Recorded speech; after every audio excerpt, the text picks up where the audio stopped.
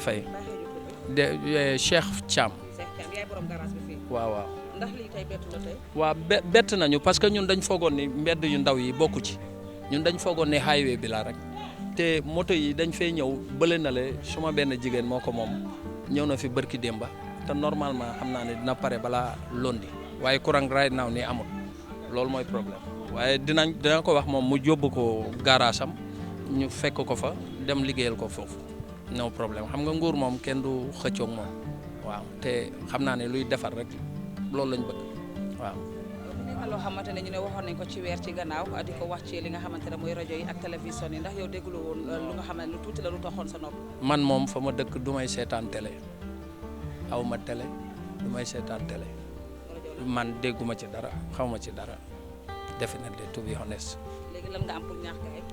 waaw nguur daal kenn du xëccoog moom waaye tamit ñu jéem a maslaa bu la nit ñaanee ni la may ma fii ak ñetti fan muñal ko rek fii ak ñetti fan mun naa am mu try lebul besam génne ko may gi tamit daf cee war a am waaye nekkul ni suba su ma ñëwee rek déedéet donc ko nit ki su la ñaanee ni la may ma fii ak londi xam nga ni kooku bañul may ko fii ak londi rek yàlla def mu génne ko fa ñaan na la may ko parce que tamit yow li nga amee ci moom sañ-sañ ni ko defal lii moom tamit am na sañ-sañ ñu ñaan la ñaan boobu mu la ñaan tamit yow it may ko rek is nothing may wax suma mbokk ñi nekk ci sécurité beeg ñëpp tamit ñi ñuy yabal ñu wax leen tamit ñuy maslaa ak nit ñi léeg-léeg nit ñaan la 2 days is nothing may ko balaa 1 week nga fekk foofa mu clear loolu is nothing ñun ñëpp benn lañu yàlla nañu yàlla sàmm aar muccal ñu ci seytaan defal ñu jàmm yu bari bi jaay nabil Mustafa jërë ngeen jëf waay yéen seen télé bi yàlla na ko yàlla yokk defal leen xéewal yu bare bi jaay nabil Mustafa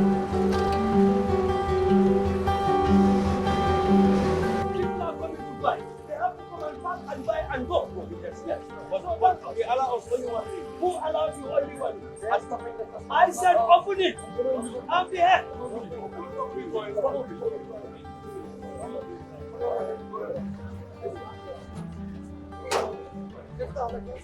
Yesterday, we had a problem with you people. Your guys start to stoning on us. Your video went on viral. Everybody is seeing you yourself, you have shot. We are not going to accept. Nobody has the right to tell you what customers cannot compete and right. They know it. We have cameras.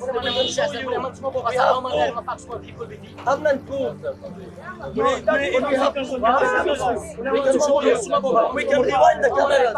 We have cameras. I am not denying the cameras. We're getting income. Why would we close? Even here. No problem. Go ahead. Please. Allow me to talk. If they are doing that, we don't beat them on that. If they are doing that, we don't beat them on that. All what we are telling them is this very damage. Let all those people speak. But this is the same. They are not parking at the highway. They are here just to park and come and buy and go. Even the Inspector General or the President did not tell us. So we are not telling you people that. But also bringing your voice on lawful gathering is not allowed. It's not allowed. You have your guests, let one person come to us, 1 or 2 persons come to us, then calling people to come gathering. It's not allowed. I'm also telling you that it's not allowed. If there is problem, we will solve. Nobody, even landing is at our office. Nobody is telling you that for people to come and buy and go, if they should not park here, nobody is telling you. No, legging. Let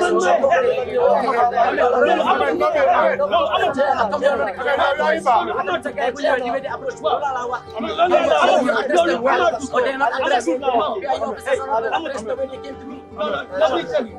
Mama, we are not saying that.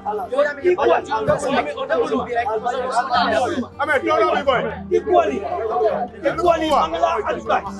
You have to leave one thing business. You have to business. Samak ana samak mungi. Munna your call. Or munna your call. But every now and then, fee ñu ko gada mënuñu romba fii ñu ko gada on what you see the security they are only keep quiet holding their side gathering of this nature is not good. We are on national TV. maa ngi leen di fay man Moustapha Ndiaye laa tudd fii nii ci place bi wala ci place bi yaakaar naa ne maa ngi fi am ci 8 years xaw ma waaw 8 years wala 9 years non bis bi bett na ma moom ndax musuma xalaat ne fii dana ñëw ne ma nga jóge koo fi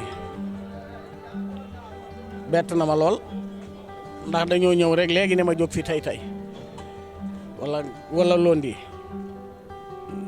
ñaan naa leen nag ñu ne ma fii ba londi daal duñ la mën a may lu ko passé te itam xam nga place itam yombul léegi nga nekk fii nangami at nga xëy rek ñu ne la fii ba londi doo xam fooy jëme say bagage doo xam fooy denc say bagage doo xam noo koy defee parce que nekkut ne saa yoo jógee da ngaa war a mën a am place ma ñaan naa leen nag ñu ne ma daal londi lañ mën a yem bett na ma nag moom ndax su fekkente ne woon ne xamoon naa ne dama fee war a jóg duñ ma fi fekk ndax man mag laa te itam bugguma xeebaate bugguma yabaate waaw du ma def loo xam ne lii ne mbañ buur la yàgg naa Gambia lool nag maa ngi fi dugg since 1984 ba jantub tey soo demee police wala nga dem foo man di dem doo fa gis sama tur musuma fi def benn trouble boo xamante ne bii ne yóbbu nañ ma fen musuma fee am ak benn nit problème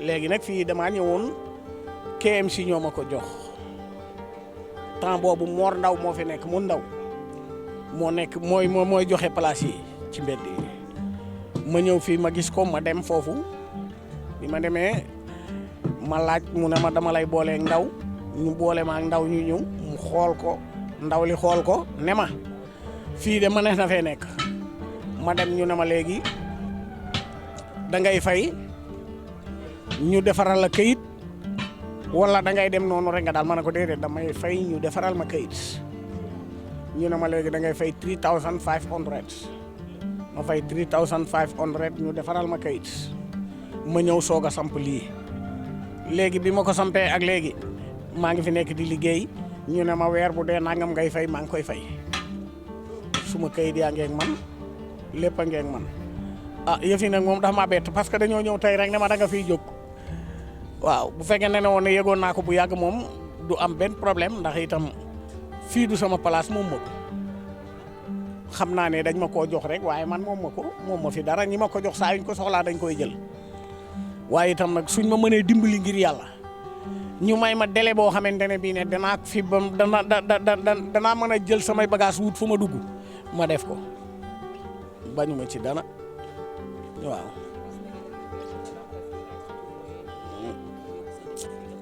fii laa koy amee nettal waaw weddiwuma loolu waaye man dégguma ba pare damaa defee ne woon fii bokku ci parce que kaw yoon bi lañ waxoon nii ma defee ne woon fii bokku ci ndax fii laqatu na gis nga goto baa ngi dox suma diggante ak tali bi yaa ngi may dégg fii itam tali bu ndaw bi mu ngi dox suma diggante ak tali bu mag bi ma defee ne woon fii laqatu na ba nga xamante ne bokkuma ci ñàkk xam ne bokk naa ci moo ma fi téye waaye su ma xamoon ne man bokk naa ci duñ ma fi fekk waaye gisoon naa ñiñ fi doon jële ñu jële leen fi ba pare bàyyi ma fi fii bi ma koy sanc si man rek maa fi njëkk a ñëw fii ñëpp ab sën laa fi fekk boo xamante ne bii ne $5,000 laa fay ñu buub ko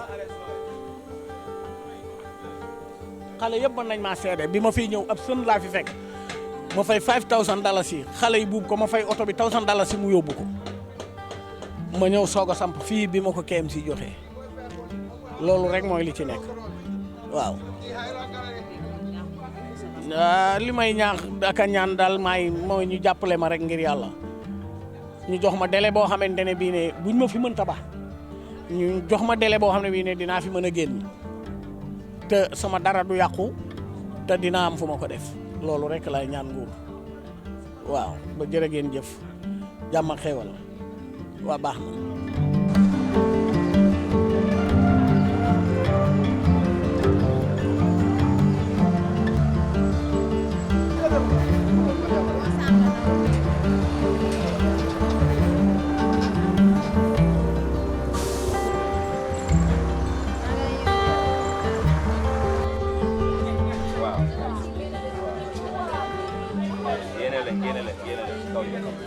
bi boo ko génnee pono yi nga dugal leen. Thank you.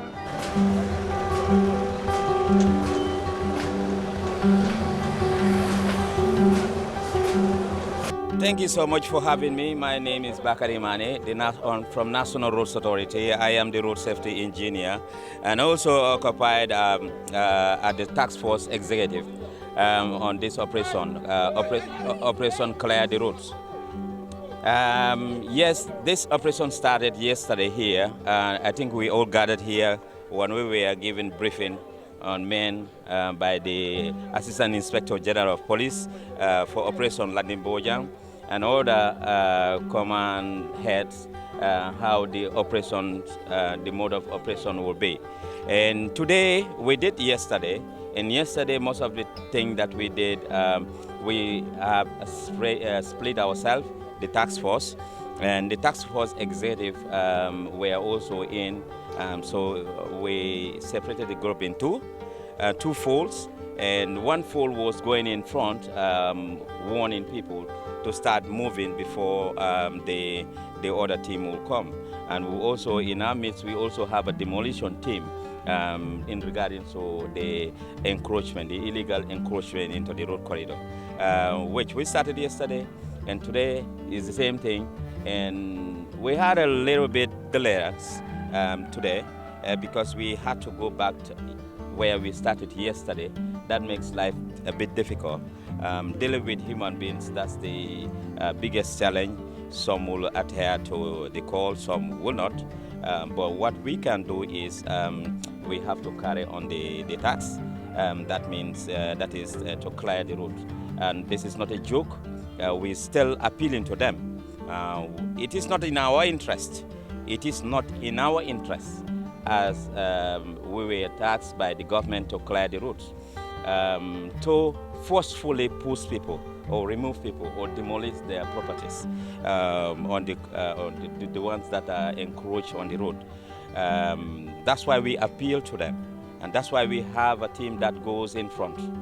That's why we have a team that goes sensitize or talk to the people who are wrongfully doing this act, to do it on their own without us, before us coming. But some are not coming. Some are not adhering to what we are saying. We've been under this hot sun since yesterday. Since morning we worked up to beyond 4. Today is a Friday, it's almost after 4. And we're still under this sun. The operation is not ended. And you know, who feels it knows it. You know, I'm glad that you, the journalists, are part of this. You all feel how hard, how tireless this work is, because you've been on your foot, and it's a first-hand information from you. When we address them, some of them, their reaction, it's like, you know, those are the, you know, bull cattle. When you get into all the cattle you found in Gigete, they are not the same. Some you tie the rope, they are that time, some on their feet or so. So it's the same. Dealing with a human being is more difficult. So we are not going back because this is a nationwide exercise. We started at Sting Corner. We are going towards Westfield and beyond to Brikama. We've all seen how traffic is. Unnecessary traffic built up on this road is all caused by encroachment. Whether you have a petty business on the road or you have a workshop or illegal workshops on the road, we are going to move you so that our roads will be free. And today is the same thing that we are doing. We'll continue doing this because it's at the interest of the general public. We're not looking at the individual interests. If that is the cause, we will not be here.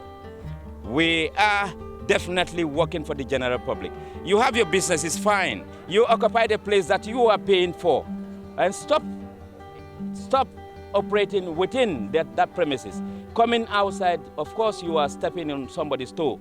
And these are vulnerable people, road users, being a pedestrian and even motorists, because we have seen some intersections, junctions, whereby people even pull their cars from their house and put it in front of their house on the road. If you have a beautiful car that you want everyone to see, please drive it around and don't unnecessarily congest the road by making that place illegal parking. It's not tolerated. It's not going to be allowed. We are very happy from the executive of the National Roads Authority on this operation. This is entirely our duty and responsibility to manage all on the road corridor, whether paved or what we call virgin roads that are not built. In managing that, NRA, this is beyond us. That's why it is a national cause that everyone has to put their hand on deck to make sure our roads are free. If the roads are not free, well, the crime rate will go up. Why? We've all attest to that. You have some car parks that have been served as hideouts for criminals. We went to Joshua. You had the comments from the community. People were clapping. They were praying for us because that place is at night. No one can send your kids. In fact, the women, they said it's difficult for them to go out because criminals are everywhere, hiding out everywhere. So yesterday we went there, we cautioned them to move. Some people at here and some unfortunately. But the unfortunate ones, we had to leave the law to take its course. So the oppression is here to stay. As far as I am concerned, as far as the task force is concerned, we will move from here and we will be getting it harder and harder. Westfield to Tabokota, another crazy place. We are around Jimpex, where the trailers and whatsoever, all abandoned. It's difficult. You go and ask, they will tell you stories. But don't worry about those stories. We'll not listen to those stories. We have machines that can move them. We'll move them. Thank God we have a place, government allocated place for us. We will park every derelict vehicle, every intended or whatsoever willfully parked vehicle on the road, we will move them all. I think this is what we have for you, and I thank my executive on the Operation Clear the Roads, the task force. I thank them all through the IGP, Inspector General of Police, who is the main coordinating body for this operation. So thank you all for you, the journalists, for coming up. What we're doing is not illegal. That's why we allow you to follow us. That's why we call you to come for the Gambian, the general people to see actually what is on the ground. Because the stories will go, different stories will go. This is one of the things that we were not having from our first operation. And I believe this one served as one of the main factors why the operation was held. Because people were feeding the executive wrongly. They were telling them all sort of stories that we were doing on the ground. But now we thank God we have cameras covering, following us. Whoever have a doubt, consult your TV, consult your medium. Whichever medium you are free to watch, you will see the live stories coming on your screen. Thank you so much.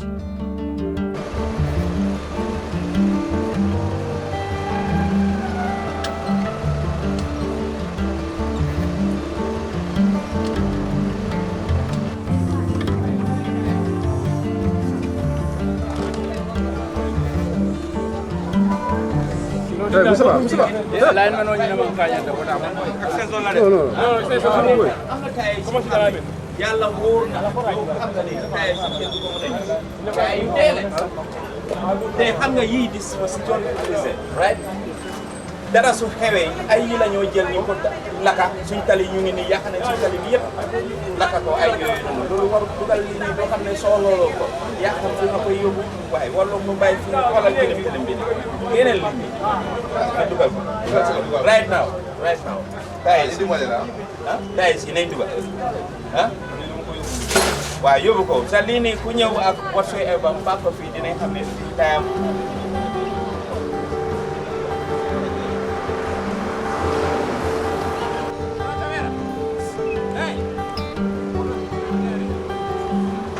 waaye lu ma nekk di wax mooy dañu tas pour ñu def liggéey mooy pour ñu def setal am nañ structure si kaw yoon bi am nañ moto yu nekk si kaw yoon bi yoon boobu loolu la ñoo bugg a clair accident si dafa bari cantine yu ndaw yi nii dafa bari si suñu yoon bi table yu ndaw yi nii dafa bari si suñu yoon bi nit ñi di ñëw puus-puus yi borom puus-puus yi di jaay si kaw yoon bi di def lu nekk ambulance dafa ñëw mu corne kenn du jéem si yoon bi lii la ñoo clair te lu ñoo clair lu ñoo wax nit ñi ne startoon nañ ko 1 year ago dafa am interference mun naa wax ne political interference this time around politique jéem na si Gambia président go xam ne nit ñi bëgg nañ ko sànni nañ ko karta mu ngi toog te commencé nañ liggéeyam député yoo xam ne nit ñi bëgg nañ leen sànni lañ karta ñu ngi def seen liggéey councilors ñu xam ne sànni lañ karta ñu ngi def seen liggéey keamaan si ak mayor yi ñu ngi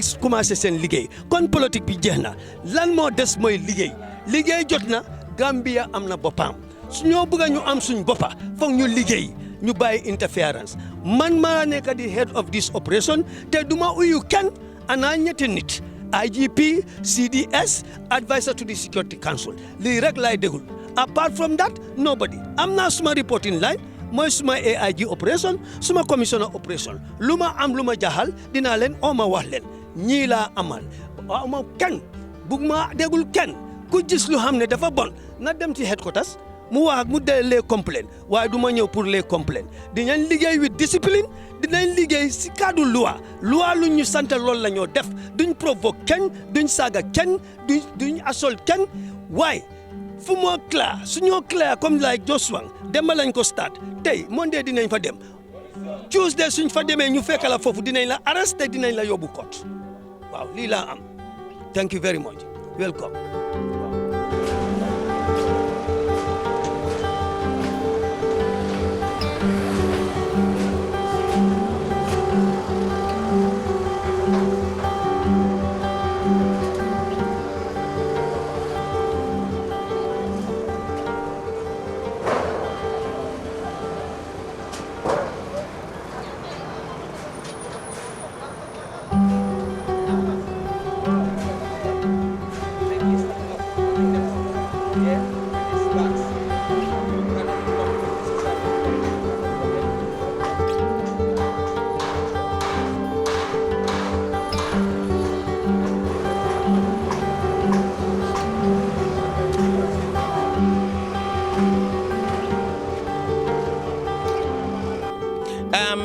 du negotiate soo ma gisee si screen bi may duga am na koñ yoo xam ne démba duguñu fa maanaam mooy Josong ab boori GTTI what we realized we had information like I said li ma waxoon mooy stakeholders yi ñëpp a nekk fii nii SAS ñu fi police seen boppa seen CID section ñu fi so ñun dañoo liggéey di information luñ dee am based on those information yooyu ñoo tax ñu mun a dem ñu mun a àgga fu xam ne ñun suñ xel mayu ñëpp ñu dëgga foofu noonu boo gisee ni tey ñu dem start from Joshua again gis nañ dem nañ foofu du négociation parce que ñooñu ñu bari dañ leen invite on démba si police fii nii dañ leen invite on ñu ñëwoon fii nii pour ñu mun a clear seen place waaye to most of our surprise tey ci suba the operation commander commissioner King Koli dafa demoon round early at 7 o'clock balaa ñun ñu ñëwoon fii mu dem ñëw mu gis yeneen oto yi ba léegi ñu ngi si seen place fi lañ bàyyoon démba maanaam troc yi nekk boori Jimpex yooyu noonu so moo taxit ñunu neen ñu toog balaa ñoo dem executive noonu nañ ko den defee bi yoon tamit ñu def ko noonu nekkul ne dañ nekk in hurry o ñu ngi yàkkamti pour dem comme dañ ko dooroon ba Jimpex démba ñu bàyyi ko mënoon nañoo commencé Jimpex ñu continuer noonu waaye loolu duñ gisee impact bi nit ñi duñ gis suñ luñ liggéey moo tax ñu delloo pour setal ci gannaaw yuñ bàyyoon foofu noonu maanaam yooyu buñ demoon foofu noonu dañ fekkoon to be honest dañ fekkoon gars yi ñu ngi si kawam parce que seen oto yi ñoo bari foofu noonu ñun ñëpp xam nañ Joshua nuñ mel especially boo rombee si petrol station bi bu ngay dem Banjul mécanique garage yi ñu fa nekk du jeex dañ bari am pagaay so moo taxit ñu delloo foofu noonu pour seet ndax gars yi luñ discours saa ñoom buñ leen indiwoon fii parce que dañu diggoon ne buñ leen bàyyee ñu delloo dañoo def pexe pe génne oto yooyu si kaw yoon bi so buñ demee foofu ñu fekka ñeneen yi ñu ngi koo génne def nañ effort ñoo tax ñu bàyyi ñooñu waaye jox nañ leen ba tey 1 o'clock ba bi ma doon joxee loolu sax am na ku ñëw di ma wax ne doo xool sa time 1 o'clock passé na fo nga def ko 2:30 waaye loolu yëpp du négoce xam nga boo liggéey ak san bi ñoom nekkuñ seen noon loolu laa bëgg a leeral fii nii du ñu nooni kenn ñun liggéey bi moo ñu sas dañ dem ñoom seen boppa pour seen aar bi la si la bokka parce que ñu ngi liggéey foofu ñoom foofu la ñoo daan seen doole foofu la seen business bi nekka waaye foofu noonu yàlla tere seen yuñ paak noonu si kanami seen business loolu noonu safara bu nar a génne foofu noonu ñoom la ñoo géteel parce que ay machines yi ñoo paak foofu noonu moo tax ñu dem foofu pour gars yi génne ko loolu maybe you can call that a negotiation waaye il faut loolu si la bokka parce que liggéey bi négociation moom fa we start with the fu ñu ko dooree mooy ñu nit ñi di leen woon lan mooy ñëw ci kanam buñ duggee si biiram tamit il faut ñu commencé di waxtaan ak nii parce que gis nga ne buñ demee bi si Johnson Bamel bi Johnson am na ñu xam ne ku xam ne dafa ñëw permanent structure block work loolu la def foofu nu ñun takk si diggante ñaari wool yi moom daf ko bil si kaw suñ drainage bu ñëw ooyee gota foofu la sampa so buñ demee foofu noonu dañ dem waxtaanaa moom pour parce que demba dugg ñu foofu noonu tey buñ aagee foofu ñu dugga foofu noonu waxtaan benn paa lañ njigaa fekka ci kanam kooku mu am defarkat pono la waaye buñ ko expliqué kooku lu ñu wax mooy bu mu amee place bi yàgg na daanaka am na 10 years foofu la nekk yes it's true opération bi loolu lañ waxoon ci njiga bi opération bi mun naa feeboo ñeneen ñi waaye du feeboo ñu bari parce que yow bi ñi fekkee foofu noonu ñu wax la fii yoon la warloo nekk fii nii te foofu ngay daanu sa dool léegi is not going to be at your advantage understand ñooñu fa ñu feel the pain waaye dafa war ci ñun tamit ñu dem foofu waxtaanaa ñoom parce que bu ñu demee foofu mu ne KMC moo ñu jox place bi dama fee foofu nangam every year ñu ñëw foofu noonu bu mu explainer ba mu pare ma ne ko KMC buñ la joxee fii nii teguñ ko si benn yoon KMC they are not mandated ñu jox la place si kaw yoon bi bu dee dem nañ ñu jox la loolu noonu waxuma ne nga ñëw nga def sa business bi at the end of the month bi bu dee KMC loi bi may nañ pour ñëw nga fay sa lempo parce que yaa ngi def business képp koo xam ne yaa ngi def business wéede si kaw tali bi la mbaa sa premises la council boo nekk onda foo nga fay loolu loi bi la ñun ñëpp dañoo fay lampo man weer bu dee dañoo génne taxe bi suba xaalis yow tamit di same boo nekkee private sa da ngaa fay taxe léegi lu tax ñoom duñ fay taxe dañoo fay taxe ñun waxuñ loolu lu ñu wax mooy nañ génne si kaw suñu yoon bi suñu yoon yi dañ xatal suñu yoon yi am na koñ yu xam ne dañ fa dem xale yi ndaw yi foofu lañ naka nii ñoo dëkk foofu noonu nga am machine yi nga am lépp si kaw yoon bi naka si koñ yi yoon yu noonu c'est vrai il faut ñu génne leen loolu la ñu tax so loolu mooy suñu tànka ñu ngi fii nii tey dañoo continuer yàlla xam fa ñoo comme Gambia yooni Gambia yoon buñ ne yoon ma leeral ko tamit waxuñ fuñ def godoron kese yoon la koñ yi dañoo dugg si koñ yi waaw li ma mën a wax si askan bi bu ñu gisee ñu ngi dem ñu ngi ñëw parce que sécurité kese ñoo ma woon am na ñu am ay ganaare ay yooyu noonu waaye loolu yëpp pour aar askan bi la including ñoom seen boppa waaye ñëwuñ pour daanu si kaw kenn ñëwuñ pour dóor kenn ñëwuñ pour provoque kenn ñun dañoo def luñ liggéeykat bu nekkee si liggéeyam du def liggéeyam soo ko mënta wax jërëjëf bàyyi ko bu ko xatal bu ko provoque bul indi leneen ñun yëpp dañ am office dañ am fuñ bàyyi ko ñu nekk si ron naaj bi ni tëj suñu office yi ñëw fii nii lu tax ñuy def noonu ñii toog si kër yi vulnerable people ñoo tax ñuy liggéey doo am sa xaalis ngay ñëw use sa doole di ko daanal ci on vulnerable people on the road duñ ko accepté tey duñ ko accepté ëllëg media gis naa ne tey ñeen yëpp yaa ngi naa kontaan parce que lekkeen ngeen ba suur opération bi tey moom neex na lool waaye ñu ngi ñaan nañ continuer noonu loolu la nag bu leen ma wax ma daka bu ma nekkoon di wax affaire léegi maa ngi seen kaw moo tax ngeen daka bu leen ko dis let it be part of it waaye the bottom line is maa ngi gërëm ñëpp mënuma la liir yéen yëpp fi ngeen jógee waaye maa ngi tànk am nañ liste bi yëpp yéen ñëpp ñi ñëwoon fii yéen ñu ngeen a dem dimbale parce que this one is serving as sensitization pour ñi xam ne yëguñu léegi buñ ñu gisee ci télé yi dinañ xam ne doon nañ pour ñu mun a génne xëy na loolu dina dimbale suñu liggéey bi jërëjëf.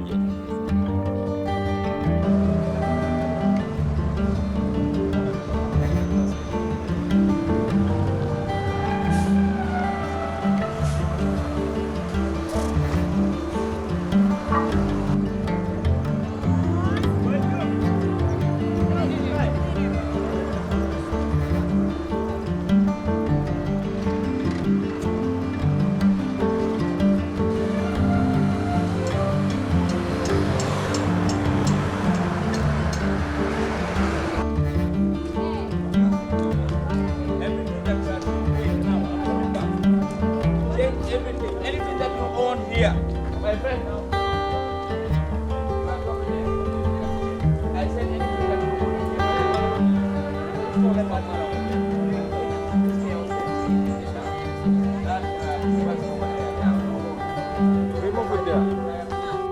here. Thank you very much. The same question you asking, we also as an executive of this operation, clear the road. We have also asked that. 2 years ago, during the political era, we conducted the clearing of the road from Brikama down to Sitting Corner. But we are somewhere stopped because of political interference, I will call it. Because at that time, we were in the political jails. Party lines against the party lines are playing their field and feel that we, the spectators, or some spectators, securities are obstructing them based on our job. Now that the warning goes to everyone, the political time is over, the president-elect is sitting and serving us, the members of parliament have assumed their work, the councillors are also elected and they are doing their work, the mayors and the chairpersons of all the regions, they have been elected and they are doing their job. Now they have to allow the security to do their job by enforcing the law accordingly. We don't do the law, we don't make the law, we are enforcing the law. Based on that, this operation is different from other operations. This is Operation No Compromise and Operation Clear the Roads. If the people are not tired, we are not tired. If they don't run, we will not run. So therefore, let people have the mind that this operation is here to stay until and unless the executives are satisfied, our regional chiefs in various security apparatus are satisfied, the Gambian people at large are satisfied. And then it's not a rushed work. Since yesterday, you people know, we started in Joshua, we went back to Joshua today, and by Monday we will go to Joshua. We must see to read that wherever we touch, it is cleared and clean. There is no discrimination, there is no tribal, there is no political line. In fact, politics is finished in this country until next 2 to 3 years. Now we can assume our political games and started qualifying round and then the proper game. But as we are, it is time to walk. It is time to throw politics behind. It is time to throw interference. And I, as the head, been selected from the Security Council, been selected from the police to lead the entire security forces of this operation, I am not going to listen to nobody apart from the Inspector General of Police, CDS, and an advisor to the Security Council. Nobody. Apart from these 3 people, nobody that I will answer to your call as long as we started. We are going in with discipline, we are going and observing the law, and we know the influence that these people are doing as per the law. We have the Highway Act, Section 6K, Section 6J, and Section 6G. We have Section 65 that says no person should leave a motor vehicle on a public highway. We all have that. By virtue, I don't want to express my educational standard, but I know I am doing law and I'm very conversant on what I am reading or what I know. So, no turning back. Backward, never. Forward, ever. I thank you.